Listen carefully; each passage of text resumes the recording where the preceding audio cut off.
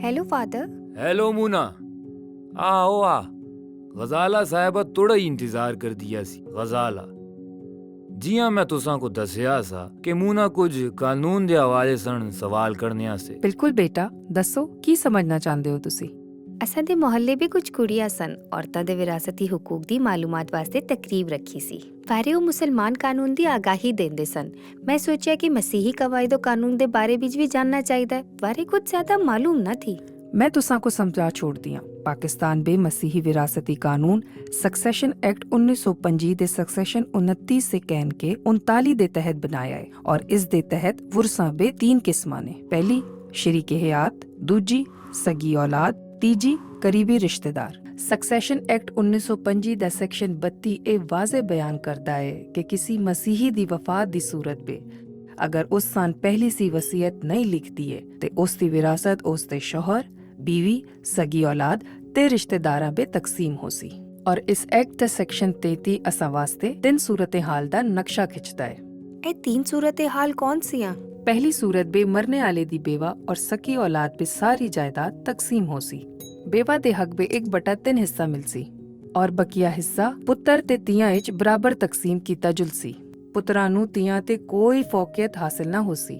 और कदी कोई मुतवफ़ी दी औलाद ना होवे और सिर्फ बीवी ते रिश्तेदार होवन ते फिर ते ए दूई सूरत हाल है। और इस एक्ट दे सेक्शन 33 दे तहत बेवा को 1/3 दे बजाय विरासत बे आधा हिस्सा मिलसी ते बाकी अद्धा शौहर दे घर आलियां नूं जियां कि मां, पे ते भैन भरा बे तकसीम हो सी। अगर मरहूमा औरत है ते अद्धी विरासत शौहर ते बाकी अद्धी औरत दे मां पे और उन्हां दे रिश्तेदारां बे बराबर तकसीम हो सी। तीजी सूरत मुतवफ़ी दी कोई औलाद ते रिश्तेदार ना होवन, सिर्फ बेवा होवे ते मतलब शौहर ते मां, पे, भैन भरा ते दीगर अजीज भी जिंदा ना होवन ते फिर कानून दे मुताबिक सारी विरासत बेवा दे ना हो सी। ते कदे मुतवफ़ी दी औलाद ही होवे ते सारी जायदाद औलाद नूं मिलसी ना? बिल्कुल ठीक।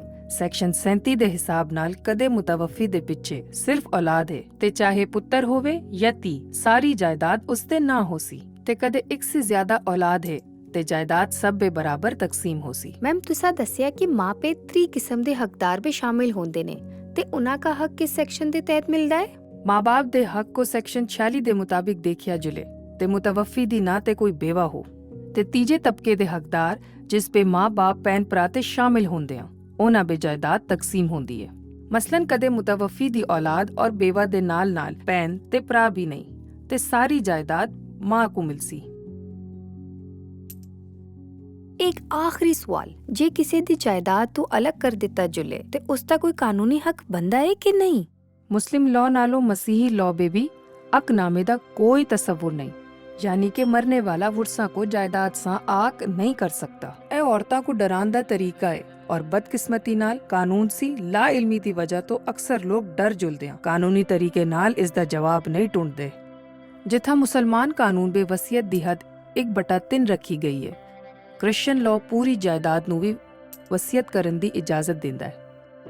वसीयत रिश्तेदारां ते गैर रिश्तेदारां दोवां दे नां की जा सकदी है और मरहूम दे इंतकाल दे 6 महीने दे अंदर तुसां वास्ते वसीयतनामा मुसद्दिक करन दी बहुत जरूरत है। वसीयतनामा मुसद्दिका वसीयत दी सर्टिफिकेशन को आखदे ने जिहड़ी वसीयत दे दुरुस्त होण दी तस्दीक करदी है। ए डिस्ट्रिक्ट जज दी मदद नाल हासिल की जा सकती है।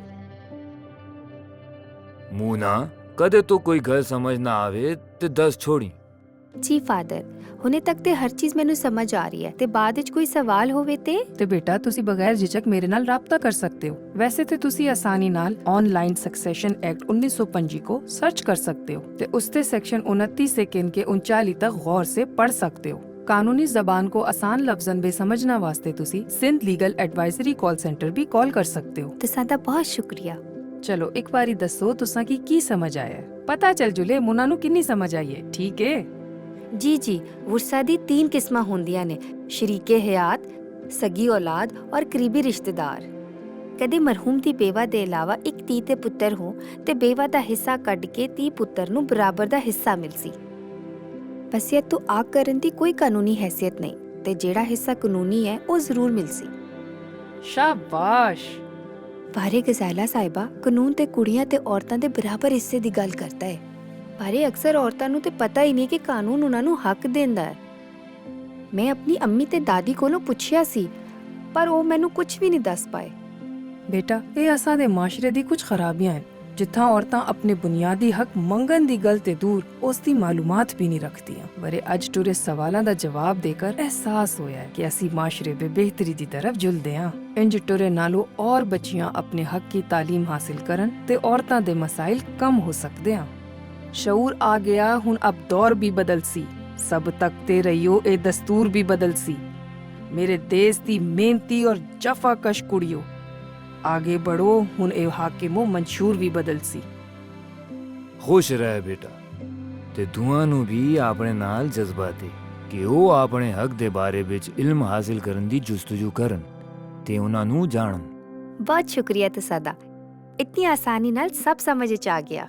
ਮੈਂ ਹੁਣੇ ਜੁਲ ਕੇ ਅੰਮੀ ਨੂੰ ਸਭ ਦੱਸਨੀ ਆ ਤੇ ਆਪਣੇ ਸਾਰੇ ਦੋਸਤਾਂ ਨੂੰ ਵੀ ਹਰ ਗੱਲ ਦੱਸਨੀ ਆ।